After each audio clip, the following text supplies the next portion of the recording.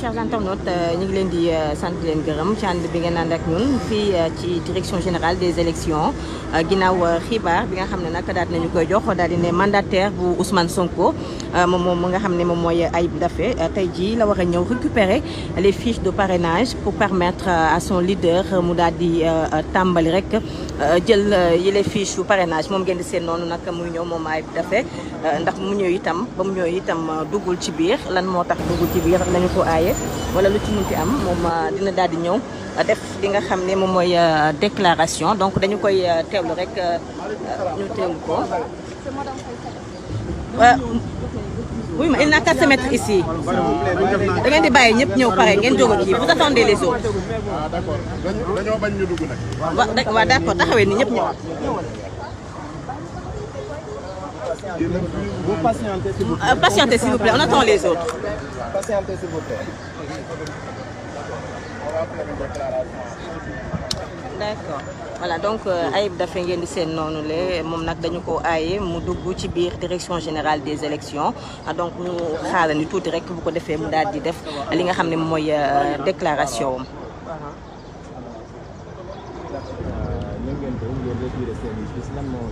On commence en français. En français. Voilà donc je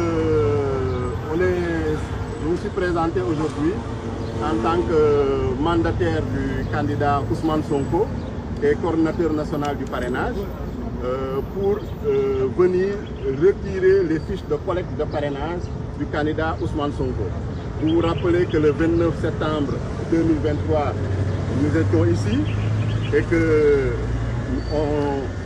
on avait présenté nos documents de notification donc, et de mandataire signés par le candidat Ousmane Sonko et on avait refusé de nous remettre des fiches de collecte de parrainage pour le compte du candidat Ousmane Sonko au motif fallacieux et infondé qu'il n'était pas électeur, alors qu'il n'avait aucun moyen de vérifier les listes électorales. Et je vous rappelle qu'il y a 230 candidats à la candidature qui ont retiré et aucun d'entre eux on a pu vérifier sa présence sur les listes électorales. Bon, nous nous sommes conformés à la loi et comme la loi nous le permet, nous avons déposer un référé liberté. Et à la suite de ce référé liberté, nous avons saisi le tribunal d'instance de Ziguinchor pour une demande en annulation de la radiation des listes électorales du candidat Ousmane Sonko. Et le tribunal d'instance de Ziguinchor, après en tout cas avoir écouté toutes les parties, nous a donné raison et a constaté que la radiation du candidat Ousmane Sonko sur les listes électorales était illégale et infondée et donc a annulé cette radiation des listes électorales et a ordonné à tous les services centraux du ministère de l'Intérieur de réintégrer le candidat Ousmane Sonko sur les listes électorales. Et cette décision-là a été publiée et notifiée. Donc aujourd'hui, nous nous sommes présentés avec l'huissier avec les décisions pour les signifier à la DGE et en même temps retirer les fiches de collecte de parrainage. À notre grande surprise, on nous a refusé l'entrée à la DGE. Moi, en tant que député à l'Assemblée nationale, président de commission permanente à l'Assemblée nationale, on nous a refusé l'entrée. Je me suis présenté, ils ont dit qu'ils doivent nous annoncer. D'abord, un policier, donc à l'entrée, en faction à l'entrée, il dit qu'il va nous annoncer.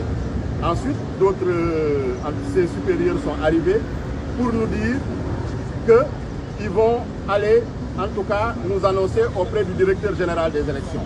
Et quand il est revenu, il a dit que le commissaire lui a dit, le directeur général des élections, qu'il ne reçoive, la DGE ne reçoit personne aujourd'hui.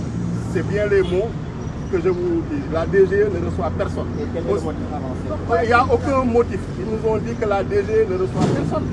Donc c'est vraiment de l'arbitraire, on est vraiment dans un état policier, on est vraiment dans une dictature qui refuse d'exécuter les décisions de justice. La séparation des pouvoirs est violée et vous savez bien que le président de la République avait dit lui-même qu'il veillera personnellement à l'exécution stricte de toutes les décisions de justice. Et nous notons aujourd'hui que la justice est bafouée, la justice est violée, la justice est traînée par terre par une administration en l'occurrence la DGE, le ministère de l'Intérieur, qui refuse d'exécuter les décisions de justice. Qu'est-ce que vous allez faire? Mais nous allons user de toutes nos voies de droit et nous battre politiquement pour faire exécuter ces décisions de justice. Puisque c'est l'huissier lui-même, hein, on a violé ses droits en tant qu'huissier parce qu'on ne l'a pas laissé rentrer, donner les significations et les notifications. C'est une violation également de sa mission d'huissier. Donc aujourd'hui, ce que je peux vous dire, c'est que l'État du Sénégal, en l'occurrence à travers la DG, le ministère de l'Intérieur, n'a plus de limites, n'a plus de bornes et se permet en tout cas de violer complètement toutes les lois, tous les règlements, la Constitution. Donc ce qui veut dire que c'est une administration complètement arbitraire, une administration soumise qui répond peut-être à des décisions personnelles de je ne sais qui, mais qui ne répond plus en tout cas à la loi, qui n'est plus soumise à la loi, qui n'est plus soumise aux décisions de justice. Donc ce qui est extrêmement grave. C'est un précédent très dangereux. Mais on a une décision de justice qui a été notifiée à toutes les administrations.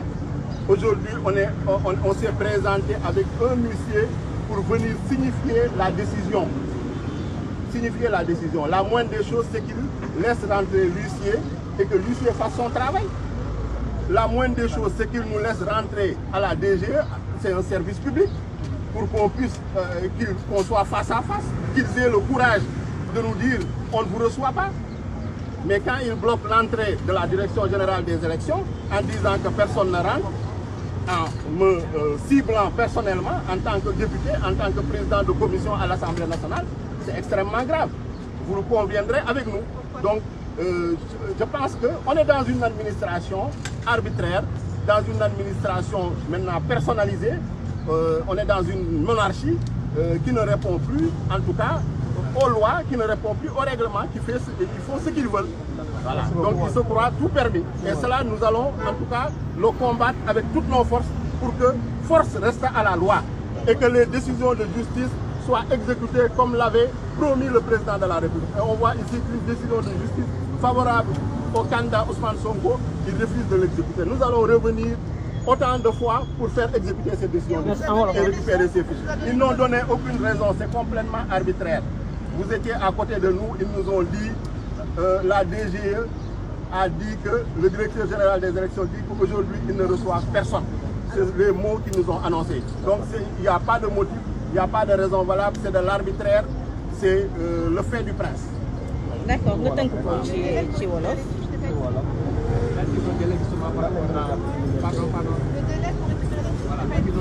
Le délai pour non, on n'est pas dans ce cas de forclusion, mais il y a une violation caractérisée et grave de nos droits d'électeurs et de droits de Ousmane Sonko en tant que candidat. Donc c'est extrêmement grave et ça, c'est pas une question de délai, c'est une question d'exécution d'une décision de justice, c'est une question de séparation des pouvoirs, c'est une question de démocratie, c'est une question d'état de droit. On est dans une république, on n'est pas dans une monarchie, on n'est pas dans une satrapie, on n'est pas dans une république bananière. Donc il faudrait que force reste à la loi et que les décisions de justice soient exécutées immédiatement. Il n'y a pas de délai pour les Mais bien sûr qu'il y a un délai de dépôt des candidatures au niveau du Conseil constitutionnel. Si on ne vous remet pas de fiche de parrainage jusqu'au dépôt des déclarations de candidature au niveau du Conseil constitutionnel, vous serez fort quoi, c'est sûr. Donc, il n'y a aucune raison, mais qu'ils nous donnent les raisons, qu'ils osent nous affronter au moins face à face en nous disant qu'on ne vous remet pas les fiches pour quel motif. Mais ils n'ont pas d'argument, ils n'ont pas de motif. Ils reçoivent simplement des ordres illégaux de leurs supérieurs et ils les exécutent aveuglement, comme des robots. C'est ça qui est dangereux. Voilà, nga tënk ko ci wolof.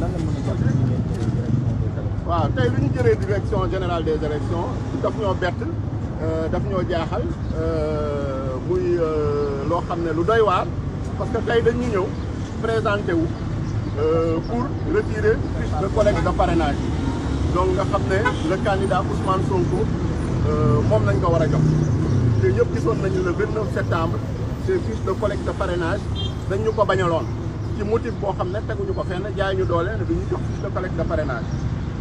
Donc, nous, quand même, nous restons républicains, nous restons démocrates, nous disons que nous sommes dem dafi ay recours ba ñu am ci ndam tribunal d'instance de Ziguinchor dëggal ñun lu ñu doon wax ni ñoom amuñu benn droit tere ñu jox fiche de collecte de parrainage. Tribunal d'instance de Ziguinchor moo annulé radiation Ousmane Sonko sur les listes électorales. Tribunal d'instance de Ziguinchor moo joxe ordre ne administration yëpp nga xam ne ñoo bokk ci ministère de l'intérieur nañu fexe delloo Ousmane Sonko ci liste électorale yi nu mu gën a gaawee. loolu suñ ko defee ba pare jox ko ay fiche de collecte de parrainage am ñu am une décision de justice.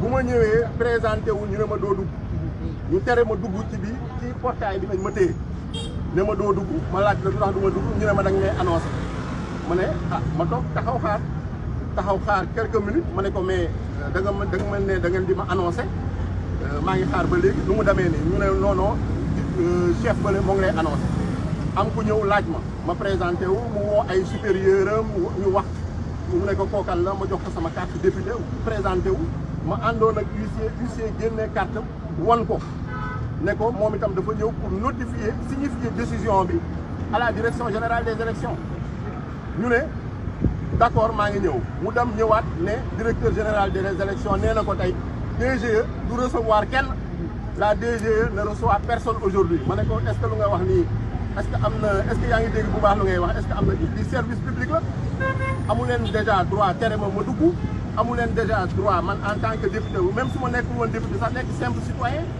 dama war a dugg dem au niveau du service est-ce que service boobu ñoom amuñu maanaam fit wala amuñu sañ-sañ mais bien sûr damay présenté wu lu tax du ma présenté wu mais on est des citoyens comme tout le monde voilà donc est-ce que ñoom amuñu motif déggóolum la wax nee nañu tey DGE pour recevoir kenn mais déggóolum la wax nee naa la amuñu motif ko amul motif kay amul motif soo leen mënee laaj ngeen dem laaj leen ko amuñu motif lu ñu fas yéene def mooy xeex pour exécuter décision de justice parce que lu ñuy def nii jaay doole la teguñu ko fenn ñëpp gis nañu dañu doon ne force reste à la loi te Macky Sall moo toog jour boobu muy annoncé ni du nekk du dafati troisième candidature ne je vais veiller personnellement à l'exécution des décisions de justice mooy décision de justice bu ci jël moom na ci taxaw temm pour ñu appliquer ko mais gis nañu tey décision de justice bi bañ nañ ko appliquer te loolu moo ci gën a graaw du ñun suñu lu man en tant que mandataire bu Ousmane Sonko en tant que candidat mais lu graaw mooy tey citoyen yëpp a nekk en danger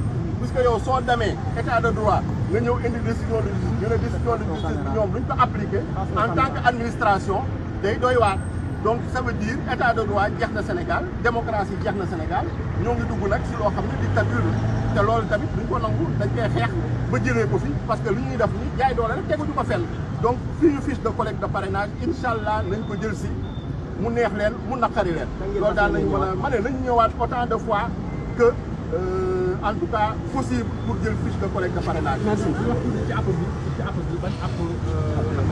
voilà kon mu nekkoon Ayib Daffé mi nga xam ne moo nekk mandataire bu Ousmane Sonko tey nag mu daal di ñëwoon ngir récupérer fiche de parrainage yi ginnaaw décision bi jógee foofee ca tribunal bu Ziguinchor waaye nee nañ dañu ko wax ne ñi ngi lay annoncé ba ñu ñëwee itam la ñu ko wax mooy tey direction générale des élections du recevoir benn nit waaye nee na autant de fois dina dellu siwaat ngir mën a récupérer li nga xam ne moom mooy les fiches de parrainage.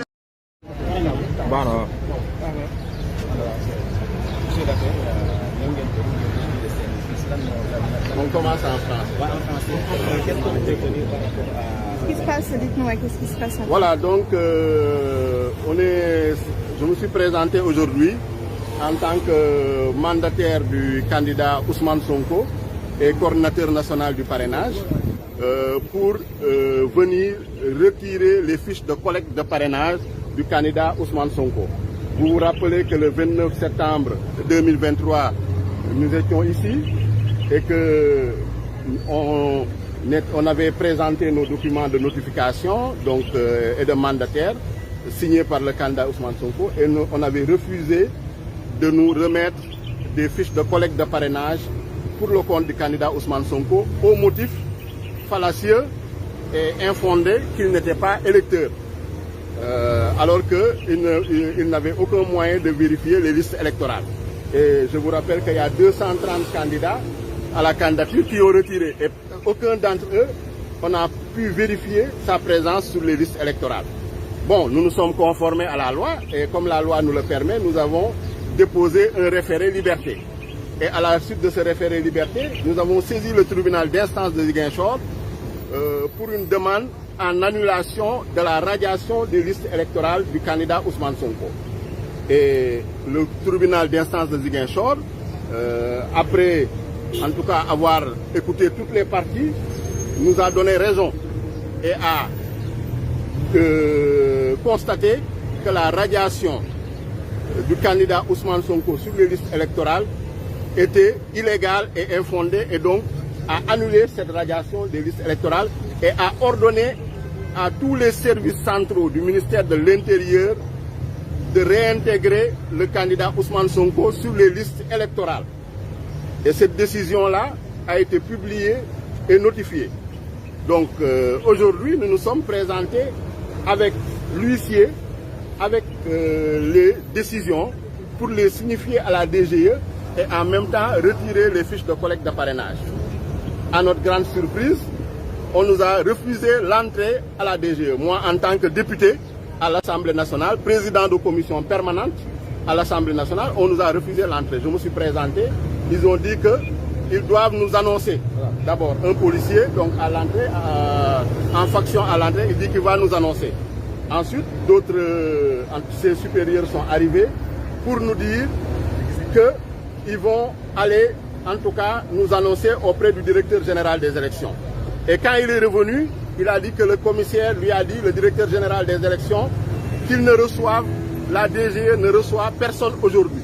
C'est bien les mots que je vous dis. La DGE ne reçoit personne.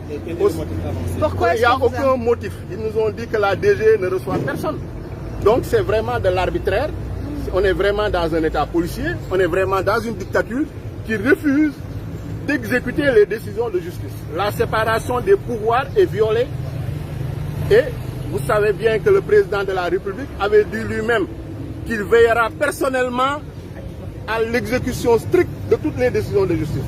Et nous notons aujourd'hui que la justice est bafouée. La justice est violée. La justice est traînée par terre par une administration, en l'occurrence la DGE, le ministère de l'Intérieur, qui refuse d'exécuter les décisions de justice. Et maintenant, qu'est-ce que vous allez faire? Mais nous allons user de toutes nos voies de droit et nous battre politiquement pour faire exécuter cette décision de justice. Puisque c'est l'huissier lui-même, hein, on a violé ses droits en tant qu'huissier parce qu'on ne l'a pas laissé rentrer, donner les significations et les notifications. Ce qui est une violation également de sa mission d'huissier. Donc aujourd'hui, ce que je peux vous dire, c'est que l'État du Sénégal, en l'occurrence à travers la DG, le ministère de l'Intérieur, n'a plus de limites, n'a plus de bornes et se permet en tout cas de violer complètement toutes les lois, tous les règlements, la Constitution. Donc ce qui veut dire que c'est une administration complètement arbitraire, une administration soumise qui répond peut-être à des décisions personnelles de je ne sais qui, mais qui ne répond plus en tout cas à la loi, qui n'est plus soumise à la loi, qui n'est plus soumise aux décisions de justice. Donc ce qui est extrêmement grave. C'est un précédent très dangereux. Selon vous, vous auriez été en mesure de récupérer ces fiches de parrainage aujourd'hui? Il y a eu le temps suffisant pour que la DGE soit notifiée? Une décision de justice qui a été notifiée à toutes les administrations. Aujourd'hui, on s'est présenté avec un huissier pour venir signifier la décision. Signifier la décision. La moindre des choses, c'est qu'il laisse rentrer l'huissier et que l'huissier fasse son travail. La moindre des choses, c'est qu'il nous laisse rentrer à la DGE, c'est un service public, pour qu'on puisse, qu'on soit face à face, qu'ils aient le courage de nous dire on ne vous reçoit pas. Mais quand ils bloquent l'entrée de la Direction générale des élections en disant que personne ne rentre, en me ciblant personnellement en tant que député, en tant que président de commission à l'Assemblée nationale, c'est extrêmement grave. Vous le conviendrez avec nous. Pourquoi? Donc, je pense qu'on est dans une administration arbitraire, dans une administration maintenant personnalisée. On est dans une monarchie qui ne répond plus, en tout cas, aux lois, qui ne répond plus au règlement, ils font ce qu'ils veulent. Voilà. Donc ils se croient tout permis. Et cela, nous allons en tout cas le combattre avec toutes nos forces pour que force reste à la loi et que les décisions de justice soit exécutée comme l'avait promis le président de la République. Et on voit ici qu'une décision de justice favorable au candidat Ousmane Sonko, il refuse de l'exécuter. Nous allons revenir autant de fois pour faire exécuter cette décision de justice et récupérer ces fiches. Ils n'ont donné aucune raison, c'est complètement arbitraire. Vous étiez à côté de nous, ils nous ont dit, la DGE a dit que le directeur général des élections dit qu'aujourd'hui ils ne reçoivent personne. C'est les mots qu'ils nous ont annoncés. Donc il n'y a pas de motif, il n'y a pas de raison valable, c'est de l'arbitraire, c'est le fait du prince. Voilà. Et le délai pour récupérer les fiches n'est pas écoulé, Le délai pour récupérer les fiches n'est pas écoulé. Le délai pour non, on n'est pas dans ce cas de forclusion, mais il y a une violation caractérisée et grave de nos droits d'électeurs et de droits de Ousmane Sonko en tant que candidat. Donc c'est extrêmement grave et ça, c'est pas une question de délai, c'est une question d'exécution d'une décision de justice, c'est une question de séparation des pouvoirs, c'est une question de démocratie, c'est une question d'état de droit. On est dans une république, on n'est pas dans une monarchie, on n'est pas dans une satrapie, on n'est pas dans une république bananière. Donc il faudrait que force reste à la loi et que les décisions de justice soient exécutées immédiatement. Il n'y a pas de délai pour récupérer ces fiches de parrainage. Mais bien sûr qu'il y a un délai de dépôt des candidatures au niveau du Conseil constitutionnel. Si on ne vous remet pas de fiches de parrainage jusqu'au dépôt des déclarations de candidature au niveau du Conseil constitutionnel, vous serez fort quoi, c'est sûr. Donc, mais il n'y a pas de raison qu'on ne vous donne pas de... Il n'y a aucune raison, mais qu'ils nous donnent les raisons, qu'ils osent nous affronter au moins face à face en nous disant qu'on ne vous remet pas les fiches pour tel motif. Mais ils n'ont pas d'argument, ils n'ont pas de motif. Ils reçoivent simplement des ordres illégaux de leurs supérieurs et ils les exécutent aveuglement, comme des robots. C'est ça qui est dangereux. waaw tey lu ñu jëlee direction générale des élections daf ñoo bett daf ñoo jaaxal muy loo xam ne lu doy waar parce que tey dañ ñu ñëw présenté wu pour retirer fiche de collecte de parrainage donc nga xam ne le candidat Ousmane Sonko moom nañ ko war a jox te ñëpp gisoon nañu le 29 septembre ces fiches de collecte de parrainage dañ ñu ko bañaloon ci motif boo xam ne teguñu ko fenn jaay ñu doole ne duñu jox fiche de collecte de parrainage donc ñun quand même ñu rester républicain ñu rester démocrate ñu jël lu ñu yoon may dem defi ay recours ba ñu am ci ndam tribunal d'instance de Ziguinchor dëggal ñun lu ñu doon wax ni ñoom amuñu benn droit tere ñu jox fiche de collecte de parrainage tribunal d'instance de Ziguinchor moo annulé radiation Ousmane Sonko sur les listes électorales tribunal d'instance de Ziguinchor moo joxe ordre ne administration yëpp nga xam ne ñoo bokk ci ministère de l'intérieur nañu fexe delloo Ousmane Sonko ci liste électorale yi lu mu gën a gaawee loolu suñ ko defee ba pare jox ko ay fiche de collecte de parrainage am ñu am une décision de justice. bi nga ñëwee lan lañ la wax. bu ma ñëwee présenté wu ñu ne ma doo dugg.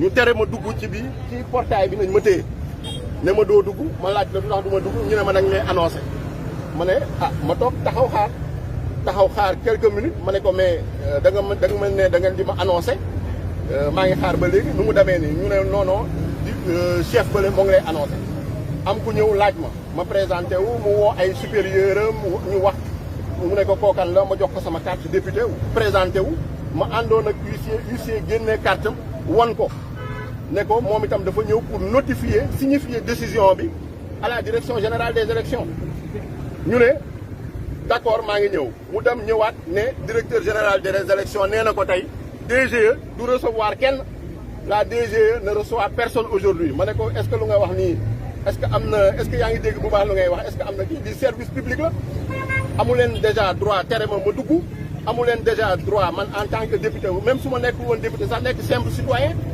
dama war a dugg dem au niveau du service est-ce que service boobu ñoom amuñu maanaam fit wala amuñu sañ-sañ mais bien sûr damay présenté wu lu tax du ma présenté wu mais on est des citoyens comme tout le monde voilà donc est-ce que ñoom amuñu motif déggoo lu mu la wax nee nañ tey DGE pour recevoir kenn mais déggoo lu mu la wax nee naa la amuñu motif ko amul motif kay amul motif soo leen mënee laaj ngeen dem laaj amuñu motif lu ñu fas yéene def mooy xeex pour exécuter décision de justice bi parce que lu ñuy def nii jaay doole la teguñu ko fenn ñëpp gis nañu dañu doon ne force reste à la loi te Macky Sall moo toog jour boobu muy annoncé ni du nekk du dafa di 3e candidature ne je vais veiller personnellement à l'exécution des décisions de justice mooy décision de justice buñ ci jël moom na ci taxaw temm pour ñu appliquer ko mais gis nañu tey décision de justice bi bañ nañ ko appliquer te loolu moo ci gën a graaw du ñun suñu du man en tant que mandataire du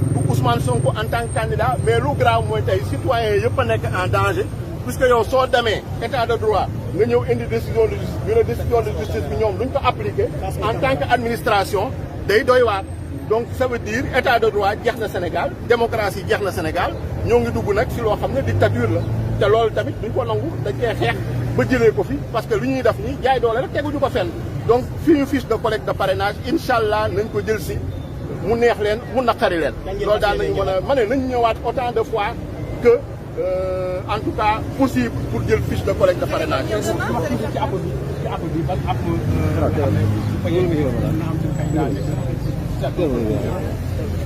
jamono ji déjà suñu candidat ay droit am violé nañ ko parce que ñëpp récupéré nañu fiche de parrainage Ousmane Sonko rek jamono ji moo récupéré wul ay fiche de collecte de parrainage te lu recours yu ma waroon def yëpp def na ko ñoom nag dafa mel ni dañuy jéem a gagner du temps ils jouent avec le temps waaw te loolu nag duñ leen ko seetaan nañ fi ñëw taxaw autant de fois pour récupérer fiche de collecte de parrainage loolu parce que loolu obligation la waaw lépp lu ñu yoon ma ne lépp lu ñu yoon may daal nañ ko def pour récupérer suñu fiche de collecte de parrainage loolu nañu wax